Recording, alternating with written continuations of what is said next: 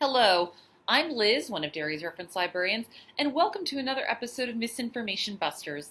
Once a week, we tackle a rumor or a false or misunderstood story, and we try to separate fact from fiction. This week, we are talking about the carnivore diet. So, what's the story? In 2009, Sean Baker, a former orthopedic surgeon, published a book called The Carnivore Diet. He posited that if you eat meat, just meat, you will lose weight and have a whole list of other health benefits. You heard correctly. Just meat. No fruits, veggies, bread, etc., etc. The diet has some high-profile followers. Joe Rogan did it back in 2020, and Jordan Peterson and his daughter Michaela are fans. Michaela actually credits the diet with treating her juvenile arthritis. So is there any merit to this, or is this just food woo? So, what are the facts? Based on everything I have read, this diet has the same issues as a lot of fad diets. And that's not a value judgment of the diet, it's just referring to the high but usually temporary popularity of said diet.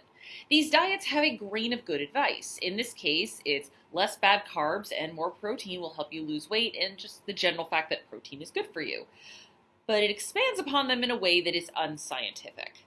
Let's go back to the superfoods video. One of the concerns that scientists and nutritionists had was that people would become so obsessed with eating certain foods, they would ignore other vital nutrient-filled foods. Basically, you can't eat acai and kale.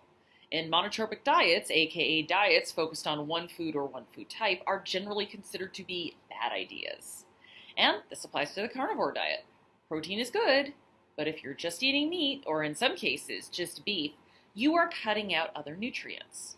Some fans of the diet will bring up the Inuits' mostly meat diet as a comparison, but the Inuit also ate whale skin, which had a lot of vitamin C. And true, you can rely on dietary supplements, as Rogan did during his time with the diet, but that can't completely replace the nutrients in food. Let's look at some of the benefit claims. Megan Pojeka, a dietitian, tried the diet for a week to see what happened. She noticed some benefits. Her nails looked better, and she actually had a rash go away, though she did hypothesize that she could figure out what food could be causing that and eliminate it, rather than severely reducing her diet. And she did lose weight, but she overall just didn't have a great time. She felt that the diet was too limiting from both a dietary and a social standpoint. It didn't send her to the hospital, but she said it wasn't going to stop her from recommending a balanced diet with fruits and vegetables. But still, it's just one person. And there are some reasons why a person may need to cut back on fruits or vegetables.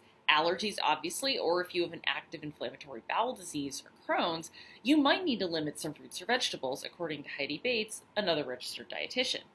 But Bates still says that vegetables should not be demonized, saying, quote, "There is an excess of evidence linking vegetable consumption to reductions in risk for heart disease, stroke, diabetes, obesity, and even certain types of cancer."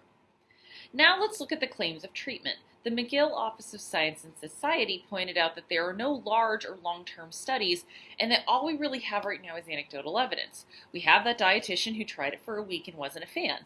But then we have Michaela Peterson, who claims that it cured her juvenile arthritis. Peterson had previously tried numerous drugs and injections to treatment and claimed that, quote, "the beef thing has treated my problems." But McGill pointed out, quote, "Juvenile arthritis has a remission rate with treatment. A cohort study of over 1,000 Canadian children with the disease reported that the probability of achieving remission within 5 years of diagnosis was 50%. A systematic review of the phenomenon looking at multiple studies calculated this remission rate to be 47% by 10 years after diagnosis. So the remission from juvenile arthritis is not rare. So the correlation may not be causation.